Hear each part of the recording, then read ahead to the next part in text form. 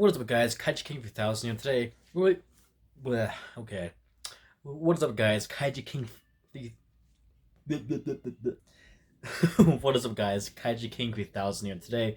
We're going to be reacting to Food Theory, the dark secret of Oreos from the Food Theorist. Now, I've seen a couple of these videos, and I figured, why not react to them?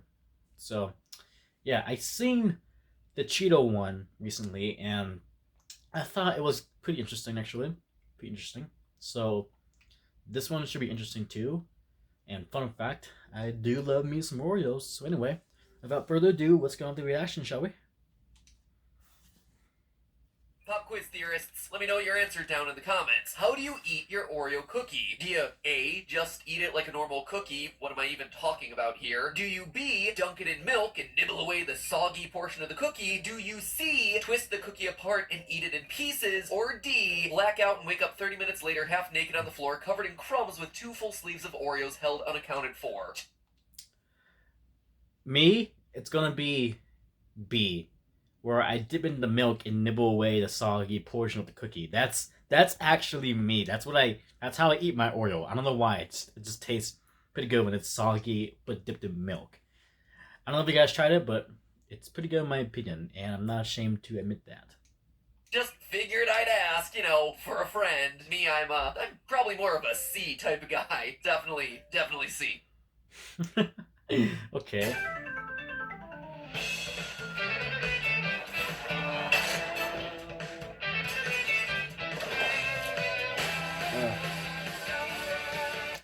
My eye's been hurting a lot lately. I don't know what's wrong with it, actually. I don't know if I have pink eye or not. I mean, it doesn't really seem pink. It could be something else.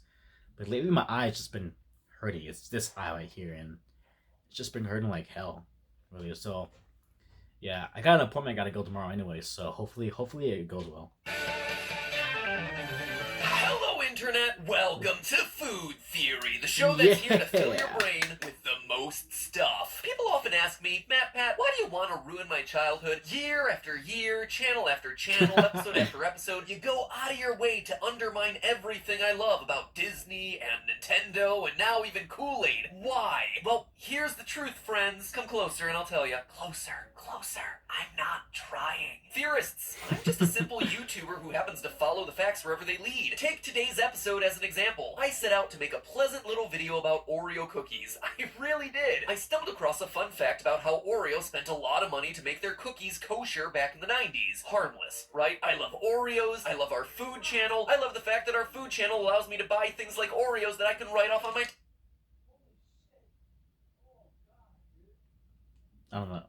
I was hearing some shit. Taxes. And heck, it sounded like an interesting topic, so naturally I looked into why Oreo would spend tens of millions of dollars on a recipe tweak when they were already the best-selling cookie in the world. And what I found is that it wasn't just a business decision about dollars and cents, it was a personal vendetta. And from there I just descended down into grocery store conspiracies, and Big Cookie trying to smash Little Cookie into crumbles, and a cover-up that's been decades in the making. Theorists, it turns out going kosher was Oreo's masterstroke in a century-old sandwich cookie feud. That's right, I said sandwich cookie feud. And I'm not so sure that Oreo's on the right side of this one either, because that sweet little fun fact about Oreos being kosher is, in fact, sandwiched between 2 dark, sinister secrets. So settle in, theorists, because while Oreo's cookies may be kosher, their alleged business practices haven't always been. It's time for Oreos to get dunked. Dunked on, as in dunked in the milk, but also dunked on in the anyway, it all begins a long time ago. So here's how this whole cookie feud began.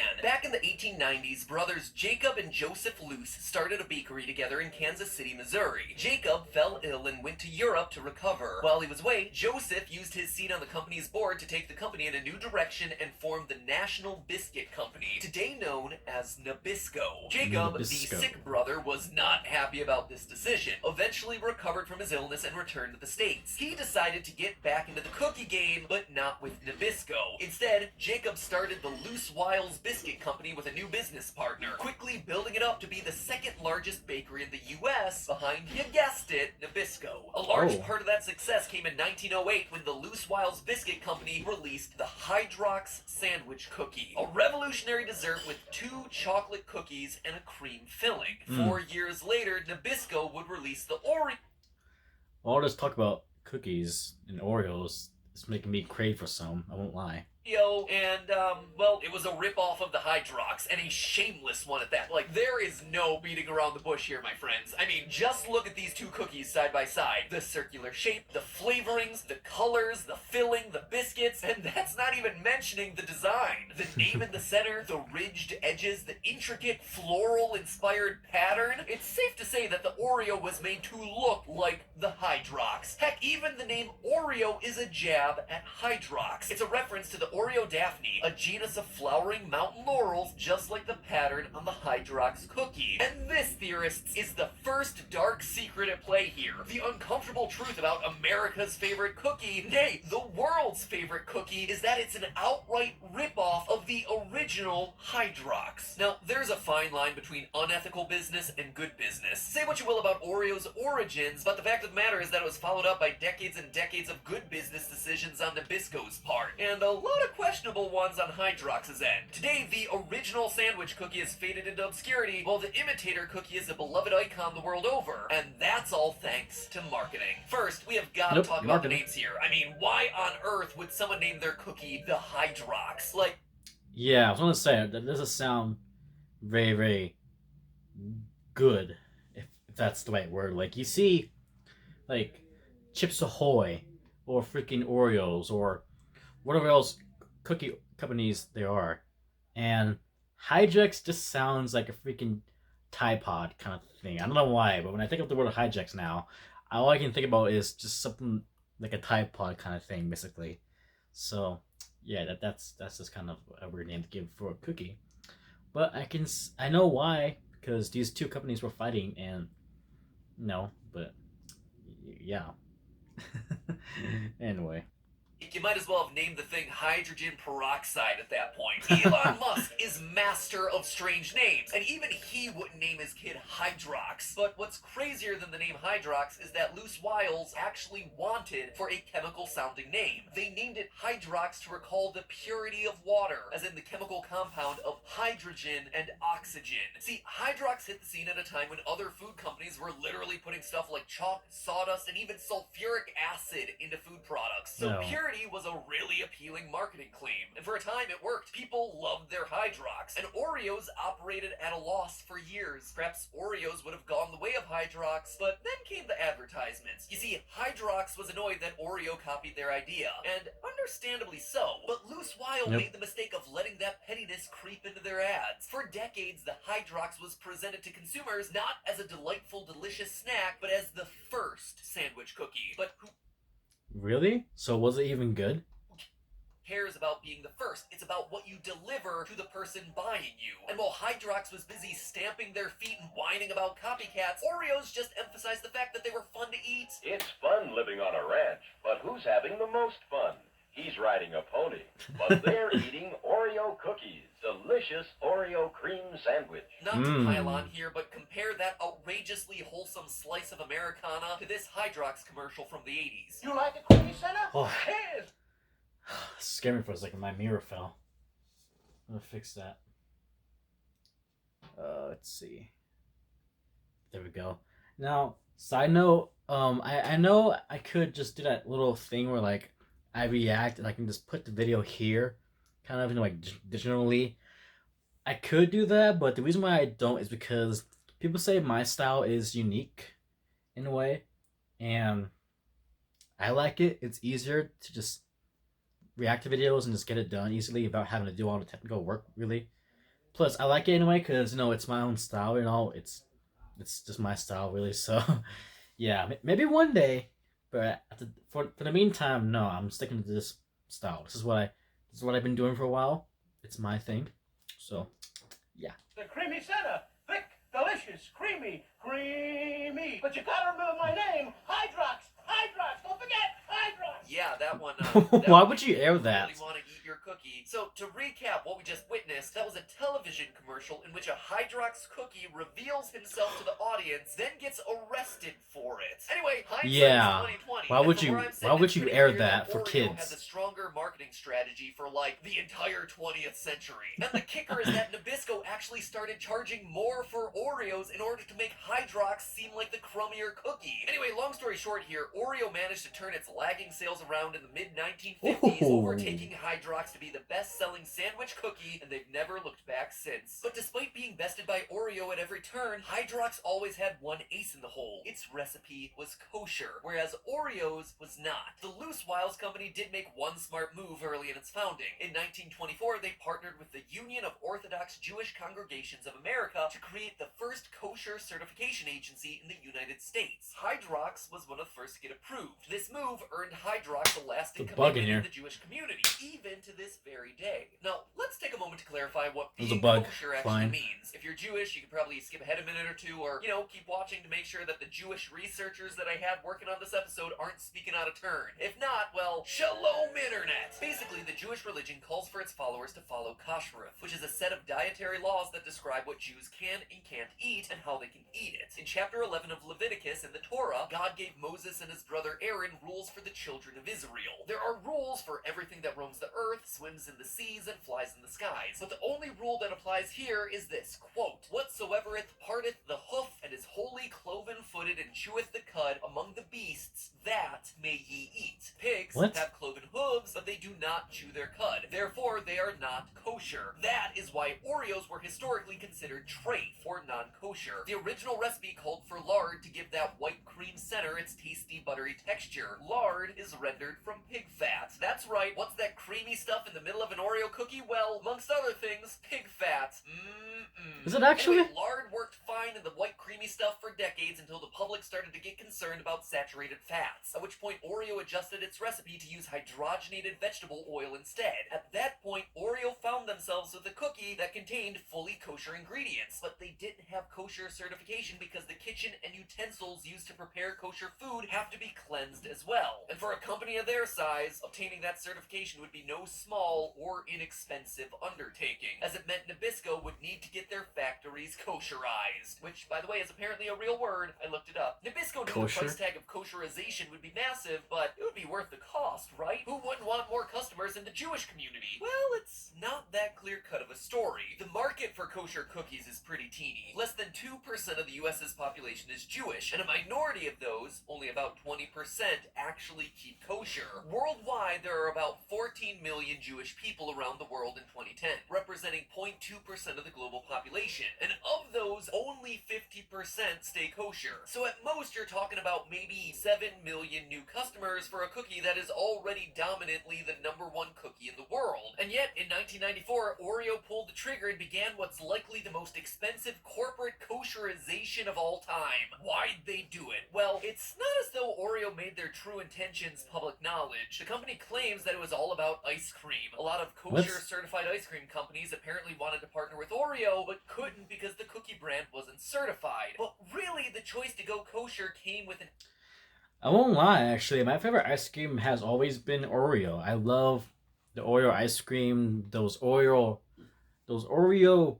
fudge bars you get from the ice cream truck. It's like a little, tiny fudge bar with crumbs of Oreo stick to it. You know what I mean? I don't know what they're called, but those are good. I love me some Oreos. And not to mention, too, Oreos has a lot of flavors. There's mint, chocolate, dark chocolate. There's even a s'mores one, which has 3 layers of the cream. And there's a Lady Gaga one that's like pink and has green filling, which I don't know what that is. Many different designs in the cream, I guess. So Oreo's doing pretty good, I won't lie. They have a lot of flavors. So, yes. Added benefit for Oreo, and this benefit was both business and personal in nature. The kosher niche market was pretty much the only thing that their old rival Hydrox had going for them at that point. By going kosher, Oreo realized that they might finally be able to put their nemesis Hydrox out of business for good. And that's exactly what happened. 4 years and tens of millions of dollars later, Oreo finally got their kosher certification, and by 2003, Kellogg's, who owned Hydrox, stopped making the cookies altogether. Hydrox, the original sandwich cookie, had finally been done in by the copycat. That is, until a few years ago when Hydrox came back. In 2015, a small candy company return that would, go figure, also come packaged with an $800 million complaint filed against Oreo's parent company, Mondelez International. And this, theorists, is the other dark secret that I teased earlier in the video. Oreo, after all these years, is still allegedly playing dirty to kill off Hydrox. Only this time the battle's happening in the grocery store cookie aisle. I mean, it sounds crazy. See, look at all those fucking cookies. There's Chips Ahoy, and there's Oreo. And all of them look so fucking delicious. But since 2015, Leaf Brands have found example after example of Hydrox being hidden behind Oreo packages. Really? Turned sideways on the shelf, being shoved to the back of the shelves, moved to the top shelves, pretty much anywhere except for where the consumer could easily see them. Why would that have anything to do with Mondelez International or Oreo brand? Because Mondelez is literally in charge of product placement on cookie shelves. That's right, these days big companies like Mondelez International, who spend a lot of money on in-store marketing, can actually become what's known as category captains for their aisles. This means that they decide how the shelves are laid out, not just for themselves, but also, strangely enough, for their competitors, which is just like the most monopolistic thing out there. It is so insane. It'd be like that's crazy. I didn't know that. I didn't know they can do that kind of stuff. A defendant judge his own trial. It's like letting Food Theory choose your suggested video feed. Maybe that one isn't so bad. Furthermore, Mondelez has the resources to do direct store distribution, meaning they send their own people to physically place the products on shelves rather than letting the store handle it. So when a certain product is regularly found hidden or out of place or in an inconvenient position, there's a good chance either the category captain or the person stocking the shelves is to blame. And in Hydrox's case, Mondelez is often both. Basically, these days, the grocery store is cutthroat and there's no place for the little guy. I didn't know companies can actually do that. I didn't know they can like be in charge of how things should be stocked or how things should be placed on shelves at stores. I never knew companies have the ability to do that, because I worked in like one store one time and I was always stocking stuff in the usual place. Like if there's a drink aisle, a snack aisle, you know, canned food aisle, basically, I just stocked it whatever place it was meant to go. But I didn't know companies could like actually have that power to like control how things should actually be put, and if that means like hiding this in the back of something more successful, basically. I didn't know they can do that. That's crazy. So does this mean that Hydrox is doomed yet again? Has it slipped to the bottom of the milk glass and gotten soggy and inedible? Not so fast. If Hydrox wants to be the little brand that could, ironically enough, they just need to go back to their roots. Just like the cookie, this story is coming full circle. Remember how I said the early 20th century consumers were really concerned about food purity because the literal poisons that were being stuffed into the food that they were purchasing? And that's why Hydrox got their name? Well, today we seem to be going through that exact same process. Asking ourselves what we're eating and if it's doing more harm than it's worth. And once you know it, but Leaf Brands is producing the reborn Hydrox using the original Loose Wiles recipe, which calls for all non-GMO ingredients, including real cane sugar and real vanilla. Realistically, Hydrox is going to get way more bang for their buck advertising as a healthier alternative to Oreo rather than sticking with the same griping and borderline flashing that they've been doing for decades. And best of all, we know that that strategy can work in the face of juggernauts like Oreo, Nabisco, and Mondelez. Let me introduce you to Tate's Bake Shop, a small brand of chocolate chip cookie that in less than 20 years broke through the crowded cookie market to give Mondelez, a company that made billions in the cookie aisle, a run for their money. The reason Tate's Bake Shop was so successful was that it was a premium product made with the same ingredients that you or I would use to make cookies. Chocolate chips, unbleached flour, butter, eggs, vanilla, you know, normal sounding stuff, not chemical names. And it worked. People were snatching them up, causing an upheaval in the chocolate chip cookie market strong enough to get Mondelez to purchase the brand for $500 million in 2017. I never had those kind of cookies though, but I do see them on shelves sometime. But after watching this video, I might. And speaking of that, I actually might go to the store after this video and see if that theory is true, where the Hydrox cookies, whatever you call them, are actually being hidden behind the Oreo cookies, or just being hidden out of sight, basically. And if they just have them in general. If they do have them, I might actually buy the Oreo and the Hydrox, do a comparison video on here, and see which tastes better and stuff like that. Anyway. Hydrox has the same advantage, so use it. Why not try something different? And if you don't mind, might I suggest starting with the name? But hey, Yeah, speaking of fresh, change it healthy to something ingredients, else, maybe you not should try Hydrox. something different today, like HelloFresh, the sponsor of today's episode. Theorists, do you want 12 free meals delivered right to your door with zero free delivery meals? charge? No nothing? Just Damn. free food immediately on your doorstep. Well then listen up. Go to HelloFresh.com by clicking the code down in the description and use the code FoodTheory12 to get 12 free meals including free shipping. Heard that right, 12 meals all delivered right to your door. Do I have to pay? For free. Like, Then it's not free, you have to pay. That's worth giving a try. I don't know what is. HelloFresh sends recipes and meal kits straight to your door every week. And let me tell you, the ingredients arrive on time, they're fresh, and the meals are delicious. Running 4 channels that produce 6 videos a week, plus having a 2-year-old, my time is pretty tight these days. So having the meal decisions and ingredient shopping taken care of by HelloFresh is a lifesaver, meaning that my free time stays free. I'm not having to run as many errands or choose what to eat. It is there for me on the doorstep, giving me more time to play with Ollie, to relax, and read up on the disturbing histories of all my childhood favorite brands so I can ruin them in the series for you. Seriously, for our family, HelloFresh helps me avoid just grabbing fast food for every meal. It works a variety of high-quality meals into our week, avoids getting into recipe rut, and has really cut down on my blackout sandwich binges. HelloFresh is an absolute lifesaver. It's also an earth saver. HelloFresh's carbon footprint is 25% lower than that of meals made with store-bought groceries, and they gave over 4 million meals to charity last year. So thank you to HelloFresh. I really appreciate your sponsorship. And also sometimes I dream about your garlic bread. Remember, theorists, link is in the top line of the description. HelloFresh.com and FoodTheory12. That was it? I thought there was more to the video. It was, I didn't even get to watch that. Okay. So, that was an interesting video to look at. I didn't know Oreos had a competitor, nor did even know the competitor even existed. I think I know that knockoff Oreos exists, but I didn't know like an actual competitor of Oreo existed until this video. It's my eye look pink, jeez. Anyway, I hope you guys enjoyed the video, and yeah, I guess I'll see you guys next time. Ciao.